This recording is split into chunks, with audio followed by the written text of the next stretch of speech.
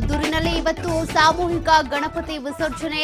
ಹಿಂದೂ ಪರ ಸಂಘಟನೆಗಳು, BJP JDS ನೇತೃತ್ವದಲ್ಲಿ ಮೆರವಣಿಗೆ.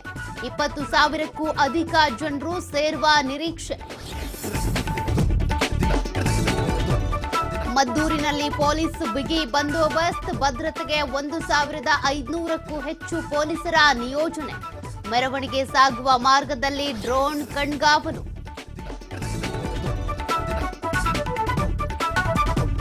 ಸ್ಪೀಕರ್ ಸಭಾಪತಿಗಳ ನಡುವೆಯೂ ಸಂಘರ್ಷ. ಹೊರಟ್ಟಿಗೆ ನಯವಾಗಿಯೇ ತಿರುಗೇಟು ಕೊಟ್ಟ ಖಾದರ್, ನಿಮ್ಮನ್ನ ಕಡೆಗಣಿಸಿಲ್ಲ ಅಂತ ಪತ್ರದ ಮೂಲಕ ಸ್ಪಷ್ಟನೆ.